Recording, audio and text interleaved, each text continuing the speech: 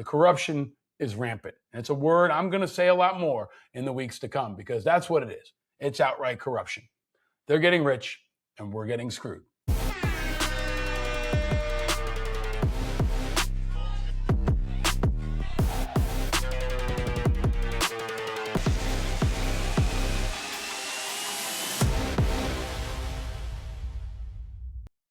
Welcome to Independent Americans. Welcome to episode 520. 520. Whew. I'm your host, Paul Rieckhoff. Today is Tuesday, May 12th, and I'm coming to you from New York City, USA. And the weather here is awesome.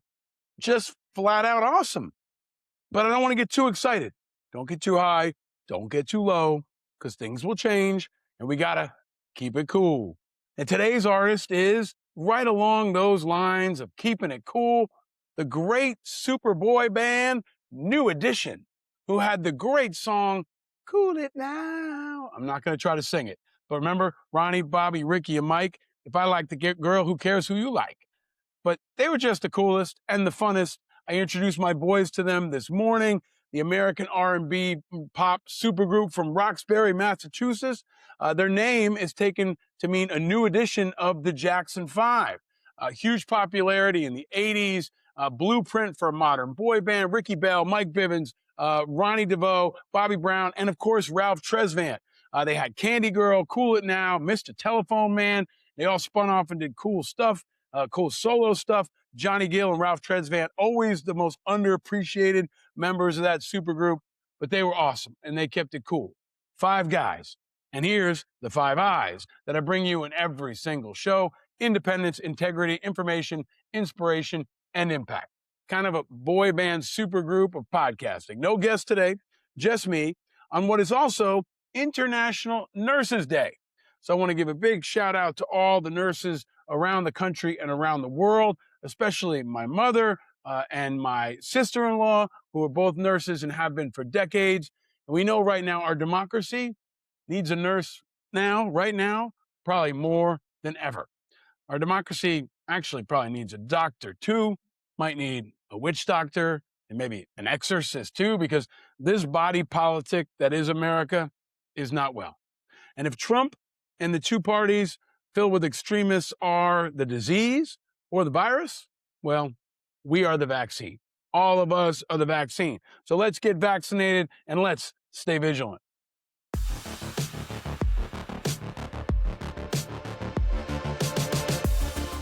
All right, America is not well. At least our politics is not well, but we can handle it if we develop the immunity. And I saw a great line from Coach Lizzo, who is a baseball coach who posts inspiring stuff, who posted something from a locker room that said, "It will never get easier. Handle hard better." I think that's a good rule for what we need to think about going forward. It's not going to get easier, at least anytime soon. We have to get better at handling hard, because it's going to be hard, even when the weather's good, even when things are up.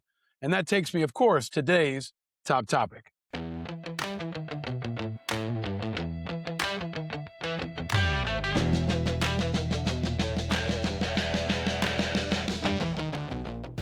All right, today's top topic is, today is Tuesday Testimony Day. There's a lot of testimony going on all across Washington. I'm watching it, so you don't have to. But it starts off, most importantly, with what has been our top topic for many months now, and probably will continue to be until further notice, and that is the Iran war. Because today, Hegseth, Trump, and Chairman of the Joint Chiefs of Staff, Dan Caine, are asking for $1.5 trillion. I feel like I need an echo effect for that. Trillion. 1.5 trillion more for more war, for more forever war. Not just the Iran war, but maybe Cuba war, maybe Greenland war, maybe Mexico war. Of course, there's Venezuela war, but there's lots more war. And that means, at least today, there was lots more Hegseth. So to keep ourselves grounded and to keep it cool and to deliver some of the help a nurse might deliver, Chris, play the Hegseth song for everybody, please. Hegseth.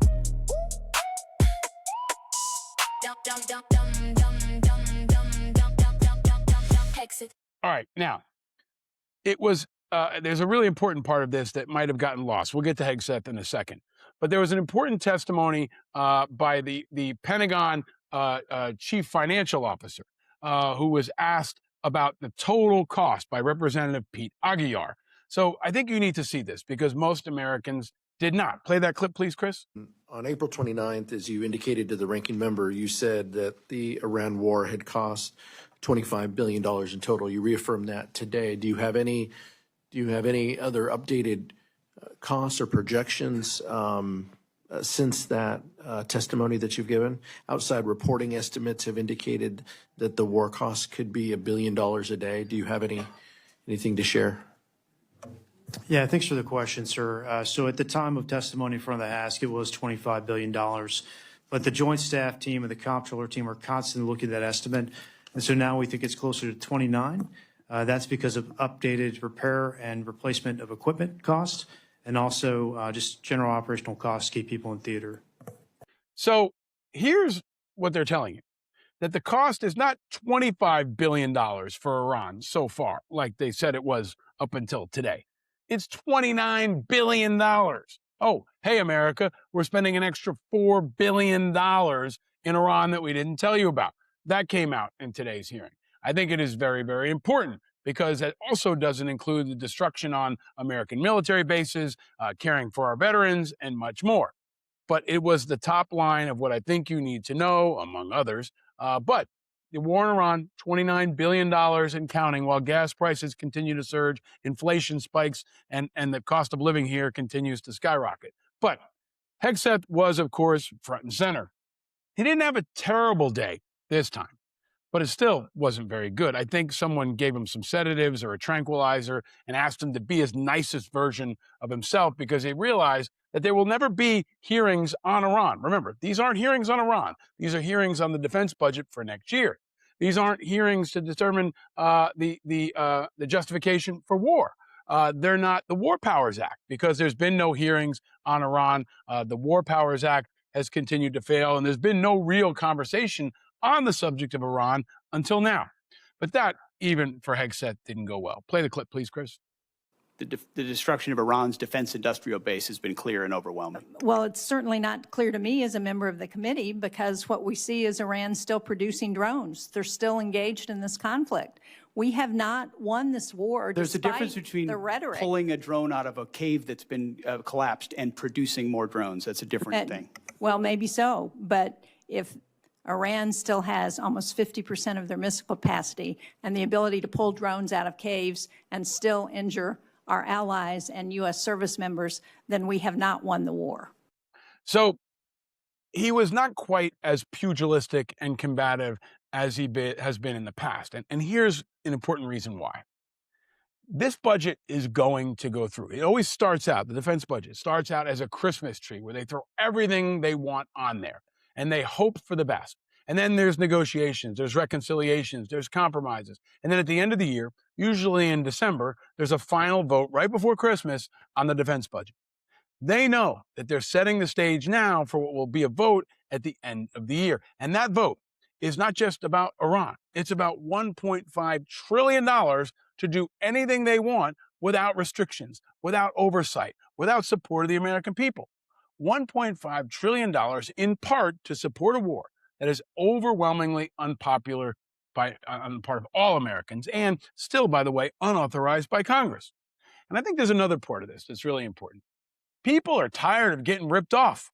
They don't see a lot of value for their $29 billion and counting. They see gas prices continuing to skyrocket. They see corruption at an all-time high. And they see pigs at the trough. Play that clip, please, Chris. So in the meantime, you've got all these tech CEOs and the CEO from Boeing and a long list. There are 16 now who will be here. What does that say to China? Well, it says we're united. I mean, it says that the business community is behind President Trump. These people want a level playing field. They're here to echo what President Trump is talking about. And we welcome them, and I think the Chinese do as well.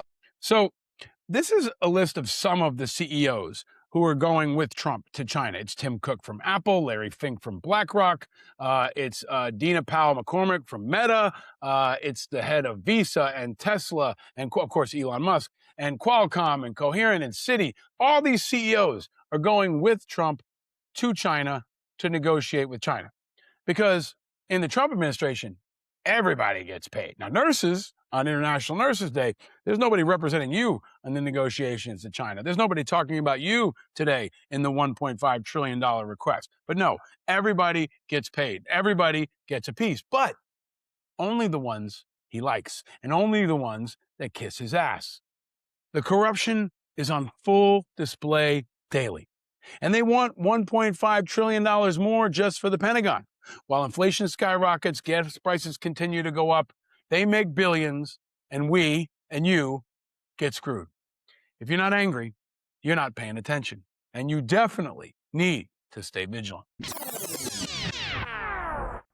All right. I just want to say something else. Trump keeps falling asleep. This is below the radar. Every time, well, not every time, but many times when there is a press conference in the White House or these groups of people, Trump just flat out falls asleep. He just dozes off. I don't know why it's not a top story. He's obviously not in wonderful health. Whether or not he lives or dies is very important to our national security and to the fate of the world. But I don't think most of the media is covering enough the fact that Trump keeps falling asleep.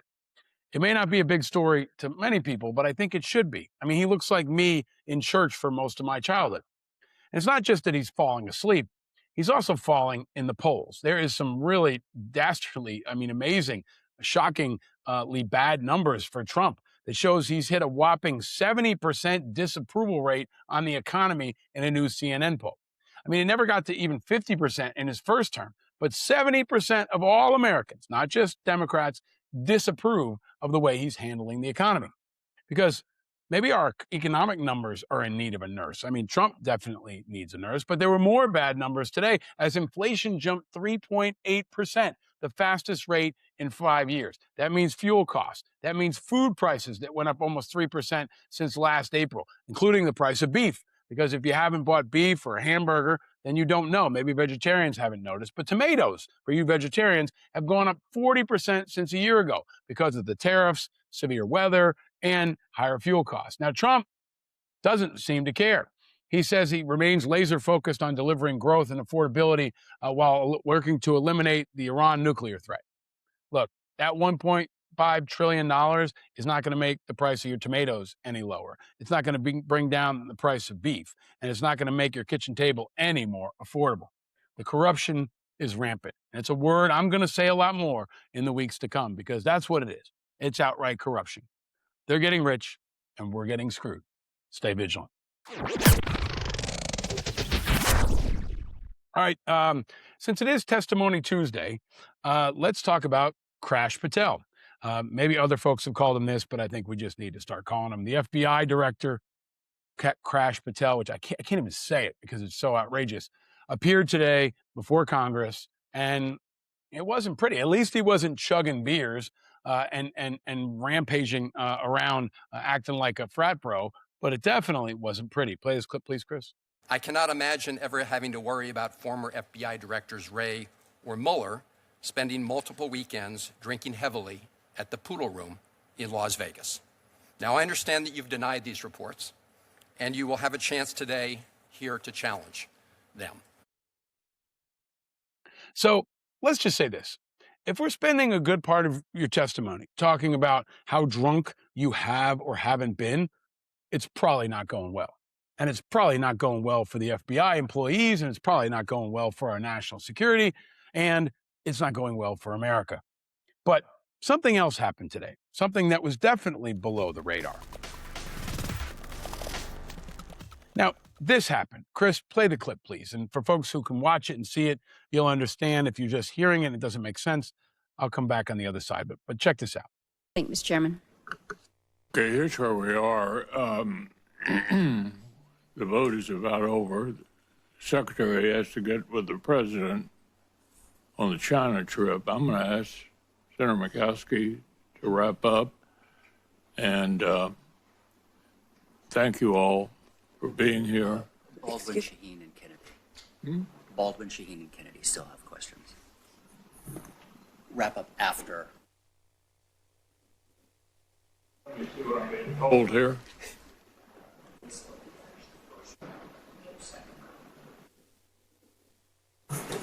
Yeah. Obviously, there's not a whole lot of time for a second round, so we'll get through everybody. And Senator Murkowski, I appreciate your taking over. Thank you. Secretary Hegseth, Chairman Caine, thank you for being. So I was on MS Now in real time as this was happening, and we all saw it, and it was shocking, and I couldn't get to it, but I want to get to it now. This man, Mitch McConnell, should not be in the U.S. Senate. He simply is not well enough physically and mentally to do the job. Every day he's there, our democracy and our national security is weaker. This is a man responsible for overseeing defense strategy and spending, and he can't even run a meeting. Chris has a new nickname for him. I guess I'm going to put it out there. Glitch McConnell. Because that's what it seems like. All of a sudden he glitches and he just shuts down. Glitch McConnell. Senator Glitch McConnell. Now, he can't even run a meeting without an aide whispering in his ear telling him what to do next. And I think it's important for me to note, age is not the metric.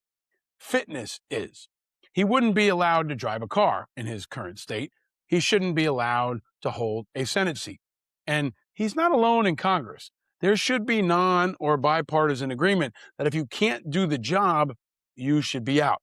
Senator Fetterman, I'm talking about you too. This is bipartisan. It's not just Republicans, it's also Democrats. If you are physically and mentally incapable of doing the job, you should not do the job. This is a very important job. We wouldn't let a nurse operate in a capacity like this. We shouldn't let a senator either, because our enemies are watching, and our enemies are... Our enemies are celebrating.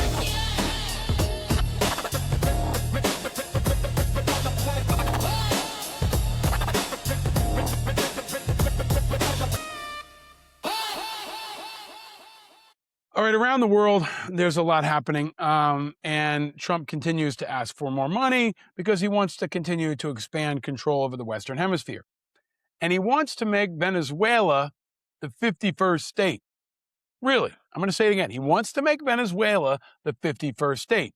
In today's edition of Crazy Shit That Trump Says That We Have to React To, Trump has openly talked about making Venezuela the 51st state. Play this clip, please, Chris. I was talking to the president this morning. It was just before the Oval Office event. He kind of surprised me a little bit because he said, John, I just want to tell you, I'm very serious about this. So you can talk about this. I'm serious about beginning a process to make Venezuela the 51st state. Now, there's a rich history in this nation of taking territories and absorbing them into the United States. You know, Puerto Rico is one that people talk about. But this would be the first time, to my knowledge, that a sovereign country was ever invited to join the United States of America. How would that work? Well, John, I won't get ahead of what the president was comfortable sharing with you as far as those plans go. But look, this is a president who is famous for never accepting the status quo. He is always considering a host of options to improve our country. And of course, Venezuela, now led by President Delcy Rodriguez, is working incredibly cooperatively with the United States. So I won't get ahead of any plans that the president may have to that effect. But look, this has been a tremendous success. The United States revitalizing our relationship with Venezuela. Yes. We need a vaccine for all the stupid that's going around. We need nurses everywhere to try to help us contain the outbreak of the stupid. We need them all to help us stay vigilant. All right. Again, crazy shit that Trump does that we have to react to. I laughed out loud when I heard this the other night. I wanted to save it for What the Fuck Wednesday, but I guess it's What the Fuck Wednesday early. Kari Lake, who led efforts to shutter the Voice of America and ran for multiple offices in Arizona, has now been named ambassador to Jamaica. Kari Lake is going to be the ambassador to Jamaica. I just want to say I'm sorry to the people of Jamaica, my friends who were Jamaican, both in Jamaica and here in New York and around the country.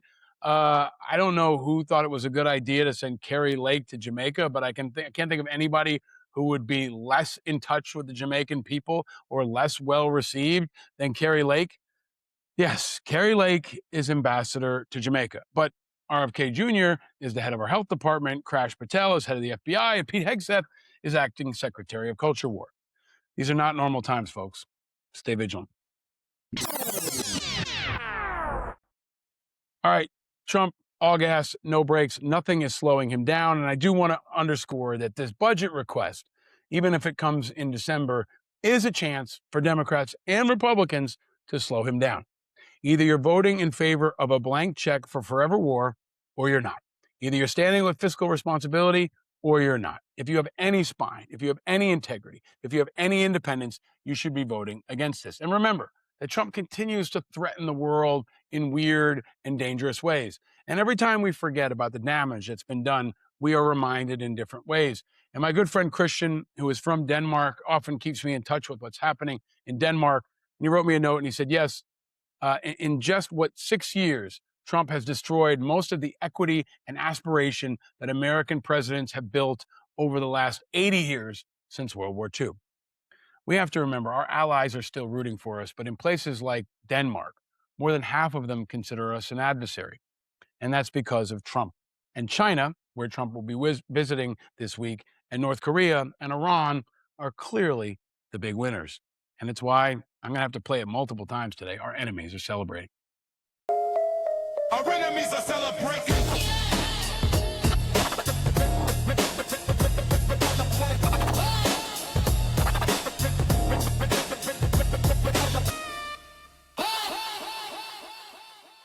All right.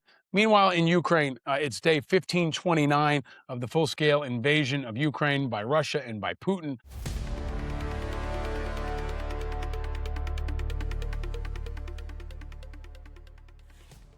And I want to share something that was posted from the Ukrainian social media site about Ukrainian nurses. And it said, every day, Ukrainian nurses save lives in operating rooms and hospital wards, at stabilization points, and under enemy shelling.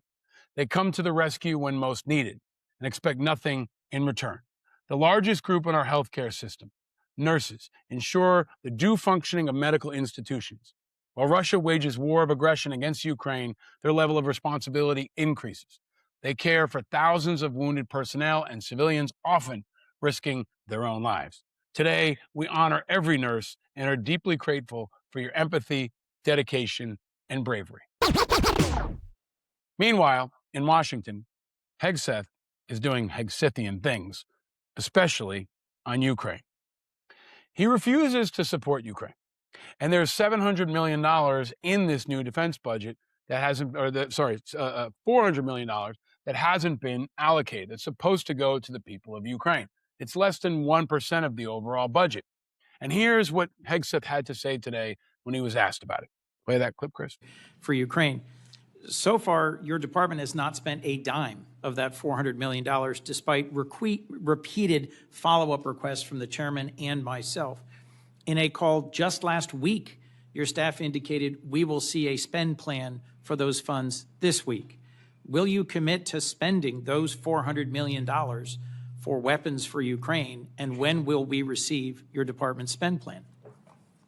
I appreciate that question. The $400 million for European capacity building has been released from the Secretary of War's office, and we'll work with EUCOM to make sure they spend it accordingly and properly, which we have all faith that they will. Mr. Secretary, when will this subcommittee get the associated spend plan for the $400 million? Yeah, I mean, we will work with your committee to make sure that the spend plan as allocated, I want to make sure EUCOM is fully informed in how they want to spend this. They're the closest to the problem set. And so working with them to ensure that you have the spend plan, we'll work with you. Mr. Secretary, thank you, but it's May, and this has been the law since January, and you or your representatives have been asked this repeatedly on a bipartisan basis by members of this committee, and I think dragging our feet on this small investment in Ukraine's defense sends exactly the wrong signal to Putin at a time when the contest for freedom has its front lines in Ukraine. Now, in my view, this alone is grounds for impeachment or removal. He's openly defying Congress and, of course, screwing Ukraine and helping Putin. Why isn't every Republican and Democrat and independent Angus King calling for Hegseth to go over this alone? Putin loves hearing this, and our enemies are celebrating and will continue to do so every single day that Hegseth is in the job. Stay vigilant, people. All right, we talk about independent candidates. I will bring you a new one probably tomorrow in the show. Stay tuned. I try to bring you independent candidates every Wednesday. Go back and check them all out. They're listed on our YouTube page and, of course, on Apple and Spotify and everywhere else.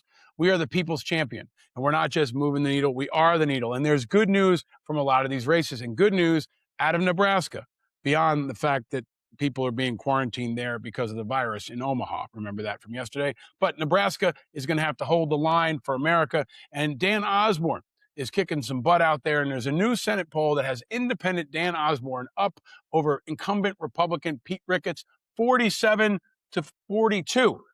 This new poll has Osborn up by 5 points. This is extremely noteworthy.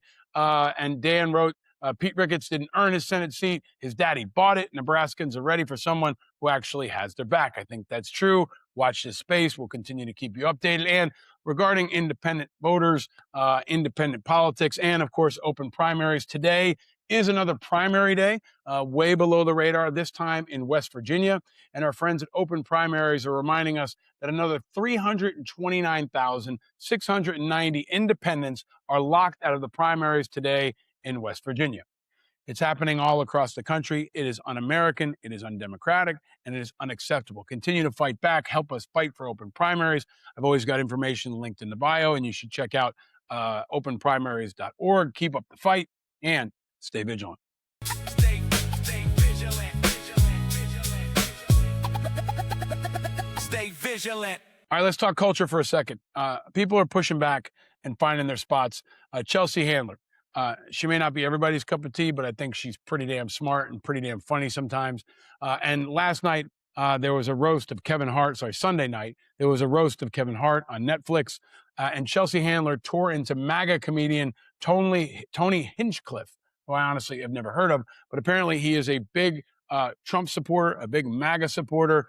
And she had a couple of good lines. One was that Tony is what happens when women don't have safe access to abortion care. She went on to say, Tony, you have the face of a school shooter and the personality of someone who gets shot first. Oof, that's a Chelsea Handler line, not mine. And she had this one. Play this clip if we can, Chris, please. Now that your favorite leader is making the draft mandatory, I assume that all of you will be signing up to go fight in Iran. Or do you tough-talking pussies only go to the Middle East for comedy festivals?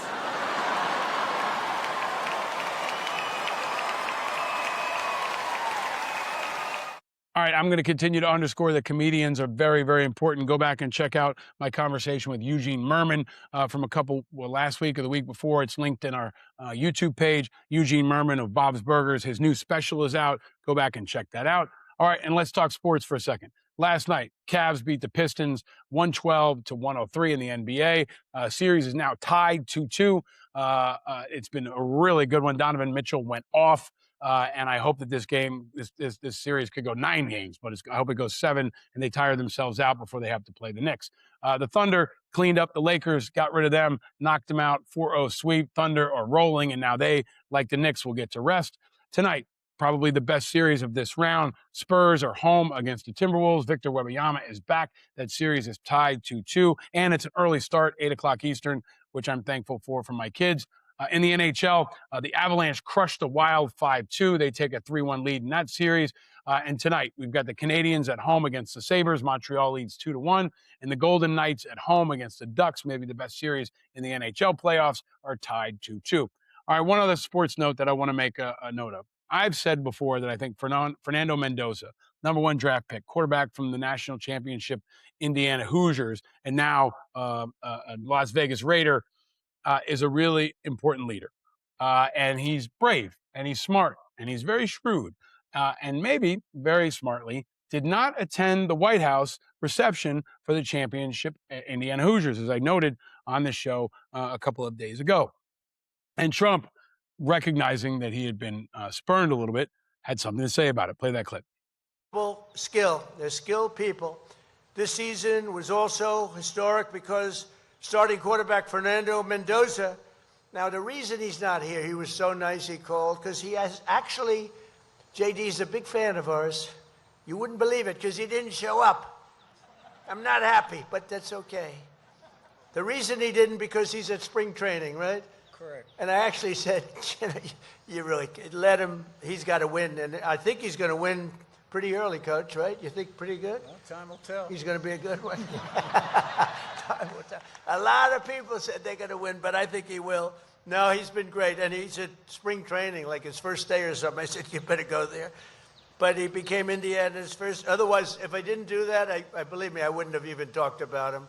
I would have not, if he was not here for other reasons, like he didn't like Trump or he didn't want to come, I wouldn't have even mention him. I'd go through the whole, I'd talk about how great, I wouldn't even mention the quarterback's name. But he's a great guy, actually, and he is actually a big fan of what we're doing for our country. If Trump has to say you're a big fan of him, you might not be a big fan of him. We've been here before. But I hope Fernando Mendoza will continue to artfully dodge Donald Trump, will continue to try to find ways to unite people, and will continue to be a leader. He has been a great son to his mother, who has often needed a nurse. She's struggled with lots of physical issues over the course of her career and her life, and he's been there for her, and he's shown the true spirit of a helper. And I hope that he can remind us all, just like those nurses, that especially today, we need to stay vigilant. All right, finally, something good. Something good. Oh, something sweet. Feel the fire. Let's talk about something good. Number one, nurses. Nurses are something good, a brave, courageous, tough example. They need pay increases. They need more support. They need recognition. And I hope that this is a small bit of recognition for them. I've got a request for you. If you know a nurse in your life, please shout them out and say thank you, and share any stories with me that I can share in the show. And I want to shift gears to a different kind of helper. A couple weeks ago, a new organization was created called Astronauts for America. I am a big fan of nurses, but I'm also a big fan of astronauts. We've had both Scott and Mark Kelly, the brothers, on this show before. I will continue to support space exploration and support NASA. And there is now a new organization organizing astronauts to not just reach for the stars, but to save America. Play that clip, please, Chris. It began with a dream that ordinary people can accomplish extraordinary things. This nation was founded on an idea. The concept of freedom, equality, the rule of law, and our democratic system. It's unique around the world. We are the country that set foot on the moon. This is the land of opportunity, the American dream. But today, we've seen an erosion of those constitutional rights. The core values of our country, they're being challenged. We believe the majority of Americans believe the same thing. Every NASA astronaut swears an oath to defend and protect the Constitution of the United States. Astronauts for America. Astronauts for America. Astronauts for America is a nonpartisan organization. This ideal that we are greater together, that it is our differences that are our strength, they're our superpower. Astronauts for America wants to help people get back to understanding civics, understanding the principles of the founding of this country. Values that I want for my kids, for my grandkids, and for all Americans going forward. All right, that's what we need, folks. We need everybody, from nurses to quarterbacks to astronauts, coming together to be the vaccine that our democracy needs right now, especially on this International Nurses Day, especially when things are so chaotic. It can feel like a plague of stupidity, but we are all stepping up to meet the moment. That includes you, and you can help us all stay vigilant. All right, a couple of quick notes. I was on MS Now for an hour today to react to the Hegseth hearing in real time. You can see that linked in the show notes and also on our YouTube page. Tomorrow, I've got my weekly Wednesdays, my What the Fuck Wednesdays appearances on News Nation at 3 p.m. Eastern with Connell McShane.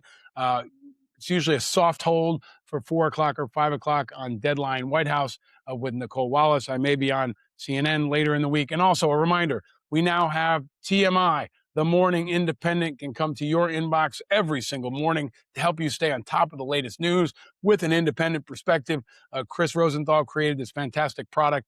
Go to independentamericans.us and sign up if you haven't already. You can also subscribe on any platform you're listening to now, whether it's Spotify or Apple Podcasts, and of course on YouTube. YouTube continues to grow, where you can also see recent media appearances, including my visit on Piers Morgan. If you haven't seen my conversation with Stephen Colbert or Real Time with Bill Maher, those are also on our YouTube pages. In addition to the songs, we're posting the great songs that Chris comes up with. They are on our YouTube page. You can also get our merch, which you can get in time for Father's Day if you act now. or send them to the favorite nurses in your life. America's divided, but here at Independent Americans, in the spirit of our nurses, we are working to bring people together, to provide light, to contrast the heat of all the other corporate, partisan, and garbage political shows. If you're now among the 45% of Americans who are independent, this is your show.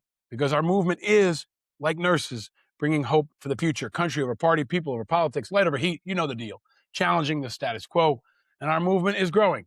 And hope that we're bringing is the oxygen of our democracy. And it's like a vaccine to help prevent and defend against all this stupid madness.